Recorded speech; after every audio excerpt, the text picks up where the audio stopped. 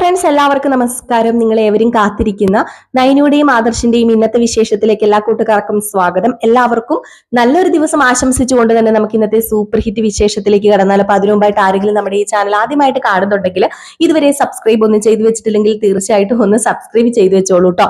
അതിനോടൊപ്പം മാക്സിമം എല്ലാവരും നമ്മുടെ വീഡിയോ ഇഷ്ടപ്പെടുന്നുണ്ടെങ്കിൽ ഒരു ലൈക്കും കൂടി അടിച്ചിട്ട് വീഡിയോ കാണാൻ വേണ്ടി ശ്രമിക്കണം. അപ്പൊ നേരെ വിശേഷത്തിലേക്ക് തന്നെ കടന്നാലോ. തുടങ്ങുമ്പോൾ തന്നെ കാണിക്കുന്നത് നമ്മുടെ നന്ദുവിനെ കാണാൻ വേണ്ടി ഹനി പോലീസ് സ്റ്റേഷനിൽ വന്നിരിക്കുക. അങ്ങനെ നന്ദു പറഞ്ഞു, എനിക്ക് കാണണ്ട, അവിടുത്തെ കോൺസ്റ്റബിളിനോട് പറഞ്ഞു വിട്ടേരെന്ന് പറഞ്ഞപ്പം എവിടെന്ന് നന്ദു അനിയെ കാണാതെ പോകുവോ? അപ്പം നമ്മുടെ അനി നന്ദുവിനെ കാണാതെ പോകുവോ? അപ്പൊ അങ്ങനെ നന്ദുവിനെ വെയിറ്റ് ചെയ്ത് അനി ഇങ്ങനെ വെളിയിൽ നിൽക്കുകയാണ്. എപ്പോഴെങ്കിലും ഇറങ്ങി വരുമ്പോ കണ്ടിട്ടേ പോകുന്നുള്ളൂ എന്ന് തന്നെ വെയിറ്റ് ചെയ്ത് പുറത്ത് നിൽക്കുമ്പോഴാണ് നയനയും ആദർശും കൂടെ പോലീസ് സ്റ്റേഷനിലേക്ക് വരുന്നത്. ഇതേതായാലും അവിടുത്തെ പോലീസുകാർ കണ്ടു. അവർക്കറിയാലോ നന്ദുവിന്റെ ചേച്ചിയാണ് നയന എന്നും ഏട്ടനാണ് ആദർശ എന്നും. അപ്പൊ ഇവര് കണ്ടതും വരുന്നുണ്ട് രണ്ടുപേരും. ഇന്ന് മറ്റേ പുള്ളിക്കാരൻ ഇവിടെ നിൽക്കുന്നത് കണ്ടു കഴിഞ്ഞിട്ടുണ്ടെങ്കിൽ എന്തെങ്കിലും പ്രശ്നമൊക്കെ നടക്കും. അപ്പൊ പെട്ടെന്ന് നമ്മുടെ അനി നോക്കിയപ്പോ ദേ വരുന്നു രണ്ടുപേരും. നയനയുണ്ട് ആദർശമുണ്ട്. വെപ്രാളത്തോട് കൂടി തന്നെ എന്ത് ചെയ്തു, മാറി അങ്ങോട്ട്. അവിടെ ഒരു പോലീസ് ജീപ്പ് കിടപ്പുണ്ടായിരുന്നു, അതിന്റെ മറവിൽ പോയി നിൽക്കുക പുള്ളിക്കാരൻ. അങ്ങനെ മറവിൽ ഇങ്ങനെ ഒളിച്ചു നിന്നു. അപ്പോഴേക്കും കോൺസ്റ്റബിൾമാരൊന്നും പറഞ്ഞു കൊടുക്കണില്ല കേട്ടോ. നമ്മുടെ അനി അവിടെ ഒളിച്ച് നിപ്പോണ്ടെന്നൊന്നും പറഞ്ഞു കൊടുക്കുന്നില്ല. അവര് സപ്പോർട്ട് തന്നെയാണ് നമ്മുടെ അനിക്കും നന്ദുവിനും. അപ്പൊ അങ്ങനെ ഇവര് അകത്തേക്ക് കയറി പോകാൻ വേണ്ടി തുടങ്ങിയപ്പോഴത്തേക്കും അവർ ചോദിച്ചു, നയനെ ചോദിച്ചു SI ഒന്ന് കാണണമെന്ന് പറഞ്ഞപ്പോ അതിനിപ്പോ എന്താ, അത് നിങ്ങൾക്ക് ചോദിക്കേണ്ട വല്ല കാര്യമുണ്ടോ, വന്നേ കയറി അങ്ങ് പൊക്കോളാൻ പറഞ്ഞപ്പോ അതെന്താ ചോദിക്കാതെ പോകുന്നത് ശരിയല്ലല്ലോ.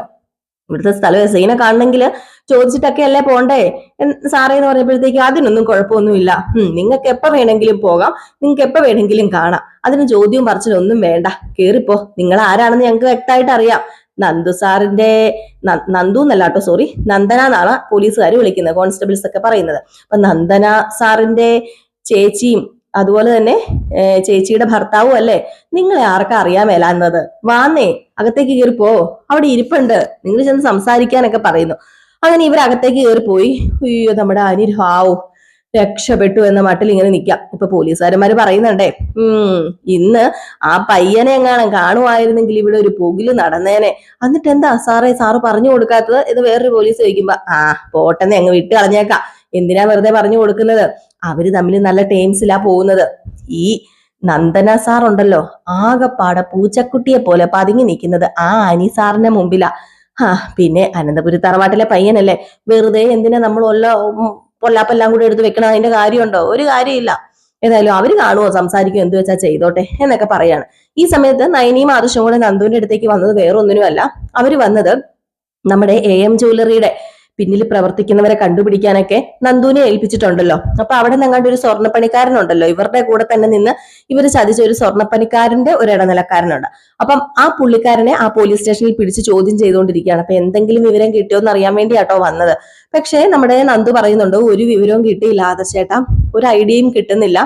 അവന് തിരിച്ചും മറിച്ചും ഗുണിച്ചും ഹരിച്ചും ഒക്കെ ഇട്ട് നോക്കിയിട്ടും അവന് എന്ത് ചെയ്താ പറയുന്നില്ല, അവന് അറിയില്ലെന്ന് തന്നെ പറയുന്നത്. പിന്നെ പറയുന്നതിൽ കുറച്ച് ആത്മാർത്ഥത ഉണ്ടെന്നാ തോന്നുന്നത്. അവന് ഇതിനെക്കുറിച്ച് വലിയ ഗ്രാഹ്യമൊന്നും ഇല്ലെന്ന് തോന്നുന്നു. ഇവര് പറയുന്നത് അവര് ചെയ്യുന്നു, അത്ര മാത്രമേ ഉള്ളൂ.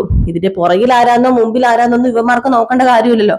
കുറച്ച് പൈസ തടഞ്ഞു കഴിഞ്ഞാൽ ഇവന്മാർ എന്ത് ചെറ്റത്തരോ കാണിച്ചു കൊടുക്കും. അപ്പോഴത്തേക്കും തന്നെ ആ മറ്റേ പുള്ളിക്കാരൻ, അതായത് ഈ ഇടനിലക്കാരനെ വിളിക്കുന്നുണ്ട്. അപ്പൊ ആ പുള്ളിക്കാരൻ വന്ന് താണുകയെന്ന് പറയുന്നുണ്ട്. എനിക്ക് അറിയില്ല സാറേ, അറിയാമെന്നൊക്കെ ഞാൻ പറഞ്ഞു തന്നു സാറുമാരോട്, എനിക്ക് വേറെ ഒന്നും അറിയില്ല എന്നൊക്കെ ഇങ്ങനെ പറയുന്നുണ്ട്. അപ്പൊ ആകപ്പാടെ പ്രശ്നത്തിലാണ്. അപ്പൊ നന്ദുവിനെ സത്യം പറഞ്ഞിട്ടുണ്ടെങ്കിൽ ഇതുവരെ ഒരു എത്തും തുമ്പും പിടിയൊന്നും കിട്ടിയിട്ടില്ല, ആരാണ് AM ജ്വല്ലറിയുടെ പുറകില് നിൽക്കുന്നത് എന്ന്. അപ്പൊ അതിനെക്കുറിച്ച് കുറച്ച് സംസാരിക്കുന്ന സീനാണ് കേട്ടോ കാണിക്കുന്നത്. അങ്ങനെ നമ്മുടെ നന്ദുവിന്റെ ബർത്ത്ഡേനെ കുറിച്ചാണ് പിന്നെ പറയുന്നത്. ബർത്ത്ഡേക്ക് കുറച്ച് ഗിഫ്റ്റ് ഒക്കെ കൊണ്ടുവന്നിട്ടുണ്ട് നയനയും ആദർശും. മോളുടെ ബർത്ത്ഡേ അല്ലായിരുന്നോ, എല്ലാ പ്രാവശ്യവും വരുന്നതായിരുന്നു, ഈ പ്രാവശ്യം അറിയാലോ ഇതാണ് അവസ്ഥ, അതുകൊണ്ടാണ് വരാത്തത്. അതിനിപ്പോ എന്നാ ചേച്ചി, കുഴപ്പമൊന്നുമില്ല, ഞങ്ങൾ ബർത്ത്ഡേ ഒന്നും ഈ പ്രാവശ്യം വലിയ രീതിയിൽ ആഘോഷിച്ചിട്ടൊന്നുമില്ല, നിങ്ങളുടെ അവസ്ഥ ഇതായതുകൊണ്ട് തന്നെ അച്ഛനോടും അമ്മയോടും ഞാൻ പറഞ്ഞായിരുന്നു, വേണ്ട ബർത്ത്ഡേ ആഘോഷിക്കേണ്ടത്. ഏതായാലും ഇന്നാ പിടിച്ചോ, ഞങ്ങളുടെ വക ഗിഫ്റ്റ്, കുറച്ച് ഡ്രസ്സും ഉണ്ട്, കുറച്ച് ഓർണമെന്റ്സും ഉണ്ട് എന്ന് പറഞ്ഞപ്പോ ഇതിന്റെയൊക്കെ വല്ല ആവശ്യം ഉണ്ടായിരുന്നു, ഞാൻ ഈ ഡ്രസ്സും ഓർണമെന്റ്സ് ഒക്കെ ഇടാറുണ്ടോ, ഞാൻ ആകെ കാക്കി യൂണിഫോം ഇട്ടോണ്ടല്ലേ നടക്കുന്നത്, അതിന് എന്തിനാ വെറുതെ എന്ന് ചോദിച്ചപ്പോ ഇതെല്ലാ പ്രാവശ്യവും ഞാൻ തരാറുള്ളതല്ലേ നിനക്ക് എന്തെങ്കിലുമൊക്കെ ഗിഫ്റ്റ്, അപ്പം ഈ പ്രാവശ്യമായിട്ട് മുടക്കി കളയാനേ എന്നെ കൊണ്ട് തോന്നിയില്ല, എന്തൊക്കെ പ്രശ്നം വന്നാലും എന്റെ അനിയത്തിക്കുള്ള ഗിഫ്റ്റ് അത് എനിക്ക് തന്നില്ലെങ്കിൽ ഒരു സമാധാനം ഉണ്ടാവില്ല. പിന്നെ ഇന്നലെ ഉണ്ടല്ലോ അനിയുടെ അമ്മയുടെ അച്ഛന്റെയും വെഡിങ് ആനിവേഴ്സറി ആയിരുന്നു. വലിയ ഗംഭീരമായിട്ടൊന്നും നടത്താൻ പറ്റിയൊന്നുമില്ല, വീട്ടിൽ ഈ പ്രശ്നമൊക്കെ ഉള്ളത് കൊണ്ട് തന്നെ അവര് വെഡിങ് ആനിവേഴ്സറി വേണ്ടാന്ന് വെച്ചിരുന്ന. പിന്നെ ഉണ്ടല്ലോ അനിയുടെ അമ്മ നിർബന്ധിച്ച് ജാനകി, അതായത് ചെറിയമ്മ എന്നല്ലേ പറയുന്നേ, സോറി പെട്ടെന്ന് അമ്മായി സോറി കേട്ടോ, ജാനകി അമ്മായി നിർബന്ധിച്ച് അവരെ കൂട്ടിക്കൊണ്ട് പോയി രാത്രി.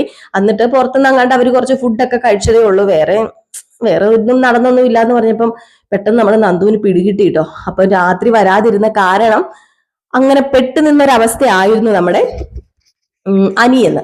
അപ്പൊ ഇത് പെട്ടെന്ന് മനസ്സിലാക്കുകയും ചെയ്തു. മാത്രമല്ല നമ്മുടെ നയന പറയുകയും ചെയ്തു, ഒരു ഓർണമെന്റ്സ് അങ്ങാണ്ട്, ഒരു ഡയമണ്ട് നെക്ലേസ് അങ്ങാണ്ട് മേടിച്ചു കൊടുത്തു. ഇതുവരെ അങ്ങനെയൊന്നും മേടിച്ചു കൊടുത്തിട്ടില്ല. പിന്നെ MD ആണല്ലോ, അപ്പൊ അതുകൊണ്ട് ഇപ്പൊ അമ്മായി എന്തെങ്കിലുമൊക്കെ പ്രതീക്ഷിക്കുമായിരിക്കും. അമ്മായി അല്ല, അപ്പച്ചി, സോറി കേട്ടോ, മാറിപ്പോയി.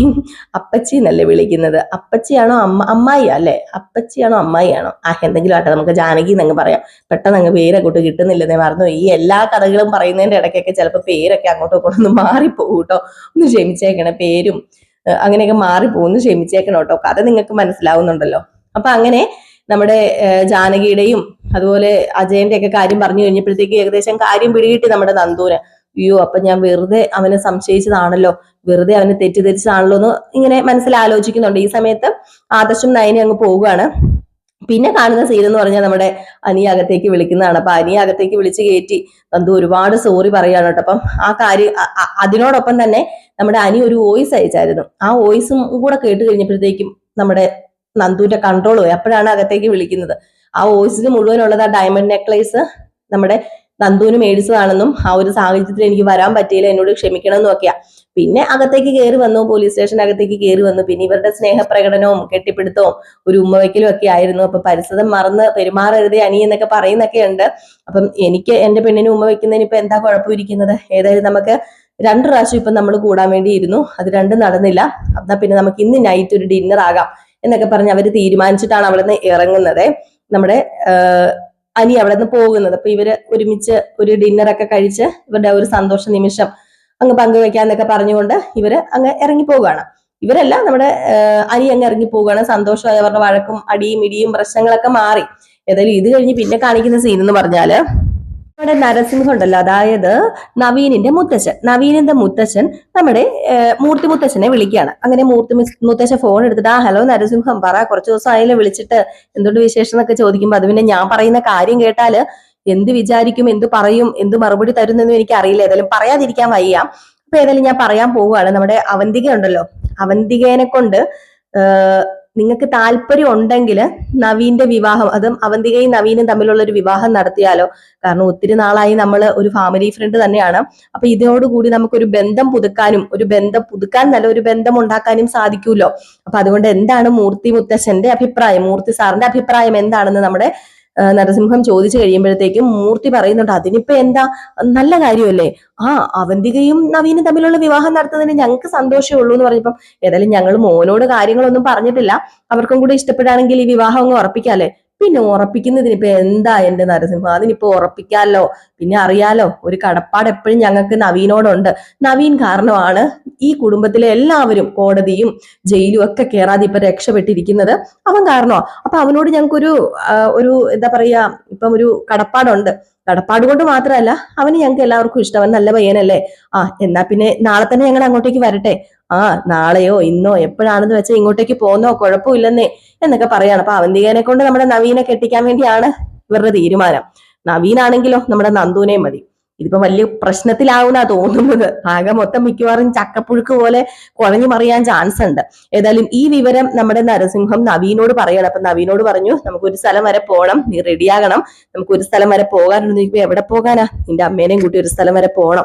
അല്ല, എവിടെയാ? ക്ഷേത്രത്തിൽ വല്ലോ ആണോ? അല്ല, ക്ഷേത്രത്തിലാണെങ്കിൽ മുത്തശ്ശനത് നേരത്തെ പറഞ്ഞേനല്ലോ. ഇതിപ്പോ ക്ഷേത്രത്തിലൊന്നും അല്ലല്ലോ, വേറെ എവിടെ പോകാനാ തീരുമാനിച്ചിരിക്കുന്നത്?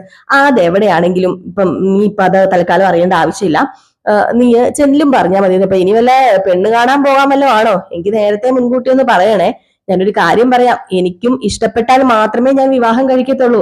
അതിന് പെണ്ണ് കാണാനാ പോകുന്നത് നിന്നോട് ആരാ പറഞ്ഞത്? പറഞ്ഞില്ലല്ലോ. ഏതായാലും ഒരു കാര്യം ഞാൻ തീരുമാനിച്ചിട്ടുണ്ട്, പോകണം നമുക്ക്.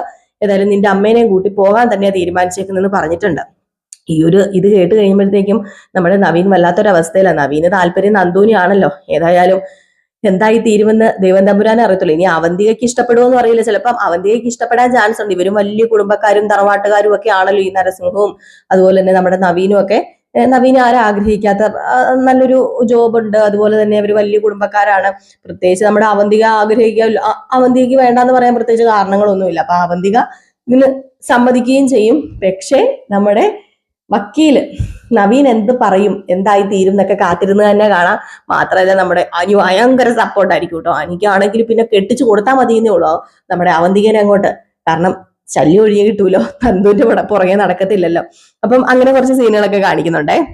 മാളവികയും ആദർശും തമ്മിലൊരു കോൾ സംഭാഷണമാണ്. അങ്ങനെ അവരുടെ വിവരങ്ങളൊക്കെ അറിയാൻ വേണ്ടി ആദർശ് വിളിക്കുമ്പോൾ ഒരു എത്തും പിടിയും കിട്ടുന്നില്ല. അയാളോട് ഞാൻ ഡേവിഡിനോട് ഞാൻ തിരിച്ചും മറിച്ചും ഒക്കെ ചോദിച്ചു ആദർശേട്ട, പക്ഷെ ഇതുവരെ ആദർശ് സാറേ നട്ടോ വിളിക്കുന്നത്, സാർ ഇതുവരെ ഒരു വിവരവും കിട്ടിയിട്ടില്ല. അയാൾ പഠിച്ച കള്ളൻ തന്നെയാണ്. പിന്നെ വിവരക്കേടിന്റെ ഒരു വലിയൊരു കൂടാരം അയാൾക്ക് വലിയ വിവരവോ ബോധവോ ഒന്നും ഇല്ല. ഈ നെക്ലേസും കാര്യങ്ങളൊക്കെ കാണിക്കുമ്പോഴത്തേക്കും തന്നെ നമുക്കത് മനസ്സിലാകും. ഏതായാലും നമുക്ക് നോക്കാം, കാത്തിരിക്കാം, എന്തെങ്കിലുമൊക്കെ സംഭവിക്കുമോ എന്ന്, നമുക്ക് എങ്ങനെയെങ്കിലും ഒക്കെ കണ്ടുപിടിക്കാന്നൊക്കെ ഇങ്ങനെ നമ്മുടെ മാളവിക പറയുന്നുണ്ട്. അപ്പൊ ഏകദേശം ഈ ഒരു ഭാഗം കാണിച്ചിട്ടാട്ടോ ഇന്നത്തെ വിശേഷം അവസാനിക്കുന്നത്. അപ്പൊ കാത്തിരുന്ന് തന്നെ കാണാം എന്തൊക്കെയാ സംഭവിക്കാൻ പോകുന്നത്. അപ്പൊ എല്ലാവരും കാത്തിരിക്കുക. നമ്മുടെ രേവതിയുടെയും സച്ചിയുടെയും കഥ നമ്മൾ രാവിലെ തന്നെ പോസ്റ്റ് ചെയ്തിട്ടുണ്ടായിരുന്നു. പിന്നെ നമ്മുടെ അലീനയുടെ കഥ റിയൽ സ്റ്റോറിക്കകത്ത് നമ്മൾ പോസ്റ്റ് ചെയ്തിട്ടുണ്ട് കേട്ടോ. അതായത് ഇന്നത്തെ ഫുൾ വിശേഷം. പിന്നെ നമ്മുടെ അലീനയുടെ അപ്കമിങ് വിശേഷം നമ്മൾ ഡെയിലി ഒരു 2 മണിയാകുമ്പോൾ റിയൽ സ്റ്റോറിക്കകത്ത് ഇടുന്നുണ്ട്. നിങ്ങൾക്ക് ലിങ്ക് വേണമെങ്കിൽ ചോദിച്ചാൽ മതി, ഞാൻ തരാട്ടോ. അതായത് നമ്മുടെ ചാനലിന്റെ റിയൽ സ്റ്റോറിയുടെ ലിങ്ക് വേണമെങ്കിൽ ചോദിച്ചാൽ മതി. ഡെയിലി നമ്മൾ അപ്കമിങ് വിശേഷം ഒരു 2 മണിക്ക് പോസ്റ്റ് ചെയ്യുന്നുണ്ട്. പിന്നെ രേവതിയുടെയും സച്ചിയുടെയും നാളത്തെ വിശേഷം, നാളത്തെ പ്രമോ വിശേഷം നമ്മൾ ഒരു 3 മണിയോട് കൂടിയാണ് നമ്മുടെ ഈ ചാനലിൽ ഇടുന്നത് കേട്ടോ. അതും ഡെയിലി ഇടാറുണ്ട്. പിന്നെ കാറ്റത്തെ കിളിക്കൂട് നമ്മൾ ചെയ്യുന്നുണ്ട്. അത് റിയൽ സ്റ്റോറി ന്യൂ എന്ന് പറയുന്ന ഒരു ചാനലിലാണ്. അത് നമ്മുടെ കമ്മ്യൂണിറ്റി നമ്മുടെ പോസ്റ്റ് ഉണ്ടല്ലോ, ആ ഒരു ഇതിൽ നോക്കിയാൽ മതി. അതായത് വീഡിയോ, ഷോർട്ട് വീഡിയോ, പോസ്റ്റ്, അങ്ങനെ കുറെ ഭാഗങ്ങളുണ്ടല്ലോ. അപ്പം നിങ്ങൾ തന്നെ നിങ്ങളുടെ ഫോണിലൊന്ന് നോക്കിയാൽ മതി. പോസ്റ്റിൽ നമ്മൾ ഇട്ടിട്ടുണ്ട്, ലിങ്ക് ഇട്ടിട്ടുണ്ട് കേട്ടോ. അപ്പൊ കാറ്റത്തെ കിളിക്കൂട് നമ്മൾ എന്നും ചെയ്യുന്നുണ്ട്. അപ്പൊ എല്ലാവരും കാത്തിരിക്കുക അടുത്ത വിശേഷത്തിനായി. സ്നേഹത്തിനും സപ്പോർട്ടിനും ഒരുപാട് നന്ദി. വീണ്ടും നിങ്ങളുടെ സ്നേഹവും സപ്പോർട്ടൊക്കെ പ്രതീക്ഷിച്ചുകൊണ്ട് നിർത്തുന്നു. Tata bye bye. ലൈക്ക് അടിക്കാൻ മറക്കരുതേ.